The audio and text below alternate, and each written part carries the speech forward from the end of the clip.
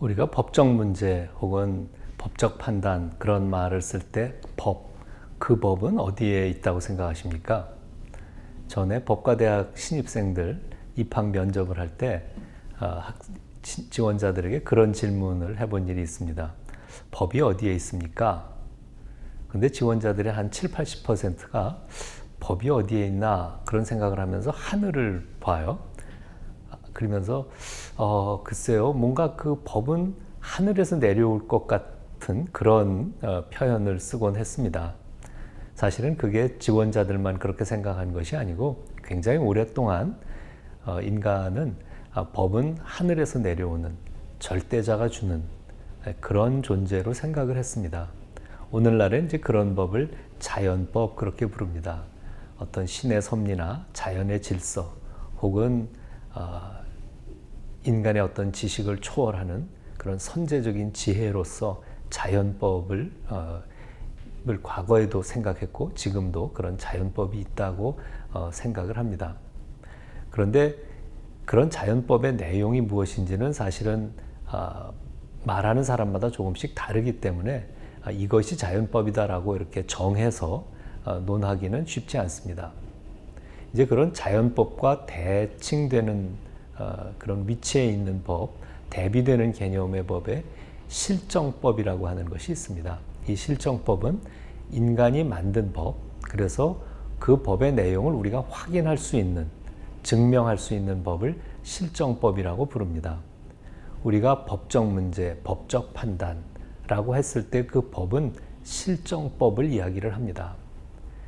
그래서 법적인 문제를 할 때는 법이 무엇인가를 우리가 찾아볼 수 있고 또 법적인 판단을 내기 위해서는 법이 무엇인지 찾아서 서로 확인하고 최종적으로 무엇이 법이다라고 결정을 하게 됩니다.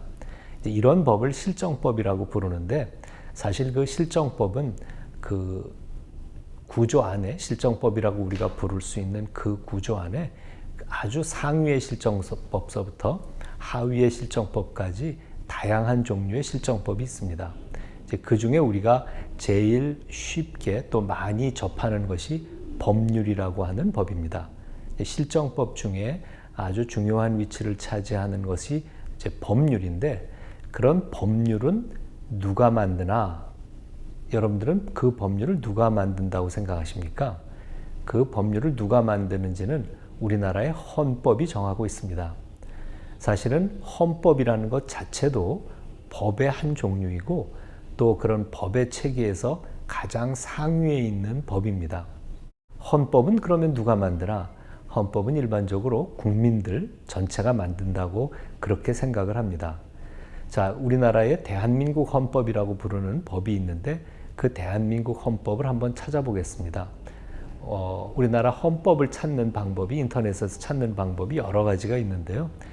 제일 쉬운 방법의 하나는 법제처에서 운영하고 있는 국가법령정보센터라고 하는 그 웹사이트에 들어가면 우리나라에 있는 헌법과 법률, 그다음에 그 하위 법령들을 볼 수 있습니다.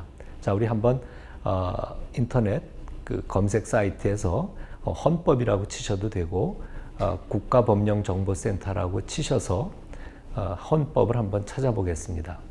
헌법 40조를 보겠습니다. 헌법 40조는 이렇게 규정을 합니다.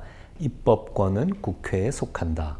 입법권, 법을 만드는 권리, 법을 만드는 권한, 조금 더 정확하게 해석한다면 법률을 만드는 권한은 국회에 속한다. 그러니까 우리나라 헌법에서 법률을 만드는 권한을 국회에 부여한 것입니다. 자, 이렇게 법률이라고 하는 것이 있고 그 법률 밑에 법률의 하위 규범이 있는데 그 하위 규범에 대해서 헌법 75조가 규정을 하고 있습니다. 헌법 75조를 찾아볼까요? 헌법 75조 같이 한번 보겠습니다. 대통령은 법률에서 구체적으로 범위를 정하여 위임받은 사항과 법률을 집행하기 위하여 필요한 사항에 관하여 대통령령을 발할 수 있다. 자, 법률이라는 게 만들어졌는데 그 법률이 국회에서 만들어졌을 때 아예 법률에서 그 법률에 다 규정하기는 어려운 사항들을 이런 것은 대통령이 만드시오 라고 그렇게 위임한 사항이 있다는 거죠. 그런 위임한 사항을 규정하는 대통령령을 대통령이 만들 수 있고, 또 그런 위임한 사항 외에 대통령이 법률을 집행하다 보니까 필요한 사항이 있을 때 그 필요한 사항을 대통령령으로 만들 수 있다는 겁니다. 그러니까 우리가 지금 두 종류의 법을 봤는데, 하나가 법률이라고 하는 것이 있고, 대통령령, 그거를 실무에서는 명령, 그렇게도 이야기를 하는데, 대통령령과 법률, 이 두 가지가 이제 여러분들이 배운 그 법의 한 종류들입니다. 자, 그런데 그런 대통령령의 하위 규범으로 또 헌법 95조가 이런 규정을 하고 있습니다. 95조를 보겠습니다. 국무총리 또는 행정각부의 장은 소관 사무에 관하여 법률이나 대통령령의 위임 또는 직권으로 총리령 또는 부령을 발할 수 있다. 그러면 아까 75조와 95조를 함께 읽으면 법률에서 위임받은 사항 혹은 법률을 집행하기 위해서 필요한 사항을 대통령령으로 만들 수 있고, 이제 그 대통령령에서 위임을 한 사항이든지 혹은 그 법률을 집행하는 데 필요한 사항을 총리령이나 부령, 여기서 부령은 이제 행정각부의 령을 이야기를 하는 겁니다. 실무적으로는 규칙이라는 말도 씁니다.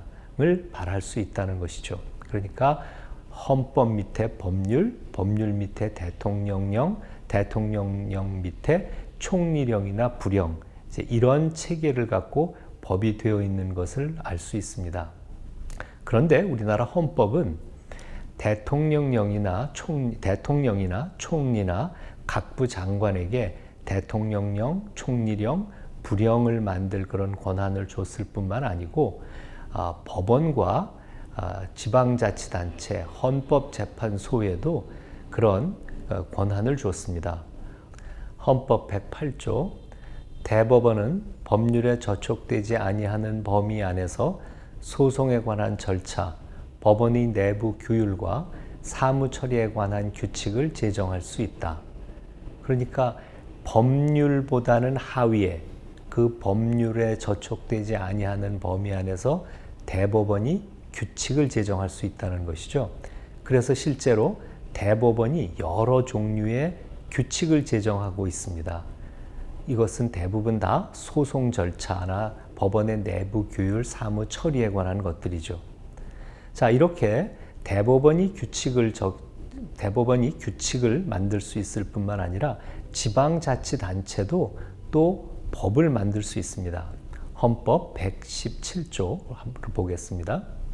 헌법 117조 제1항, 지방자치단체는 주민의 복리에 관한 사무를 처리하고 재산을 관리하며 법령의 범위 안에서 자치에 관한 규정을 제정할 수 있다. 여기서 법령의 범위 안에서라고 그랬죠. 법령은 법률과 대통령령, 총리령, 부령을 얘기를 합니다. 그러니까 그런 대통령령, 총리령, 부령의 범위를 벗어나지 않는 범위 내에서 지방자치단체가 규정을 제정한다라고 하는 것이죠. 우리가 법이라고 부르는 것을 자세히 들여다보면 그 법이라고 부르는 것 속에는 사실은 여러 종류의 법이 있는 것을 알 수 있습니다. 이런 그것을 법의 중층구조라고 부르는데, 맨 위에는 헌법이 있겠죠. 그리고 그 헌법의 밑에는 헌법에 근거해서 권한을 갖게 된 국회가 만드는 법률이 있고, 그 법률에 근거해서 대통령이 만드는 대통령령이 있고, 그 대통령령에 근거해서 혹은 법률에 근거해서 만드는 총리령이나 부령이 있습니다. 그리고 또 우리가 앞에서 배웠듯이 대법원에서 만드는 규칙도 있고, 헌법재판소의 규칙도 대통령령과 같은 위치에 있습니다. 한편 국회에서 만든 법률은 아니지만 우리나라가 외국과 약속을 한 그런 조약이라든가 또 일반적으로 받아들여지는 국제법규는 우리나라에서도 법률과 같은 효력을 갖습니다. 이런 총리령이나 부령의 하위에는 각 행정부에서 그런 법률이나 대통령령 혹은 총리령, 부령을 집행하기 위해서 만드는 여러 가지 종류의 하위 규범들이 있습니다. 그 이름은 훈령, 예규, 고시, 지침 이렇게 여러 가지로 다양한데 그런 것들도 우리가 법이다라고 부르는 큰 구조 속의 맨 아래에 위치하고 있습니다. 또 뿐만 아니라 지방자치단체에서 만드는 조례라든가 규칙도 이런 법의 중층 구조의 맨 아래를 이루고 있습니다. 지금 이렇게 법의 중층 구조 속에서 우리가 어떤 것을 알아볼 때에는 사실은 그 관련된 법률서부터 시작해서 맨 아래의 행정규칙이나 지방자치단체의 조례나 규칙까지를 다 같이 찾아봐야 과연 어떤 문제에서 우리나라의 법이 무엇인가 하는 것을 제대로 알 수 있습니다.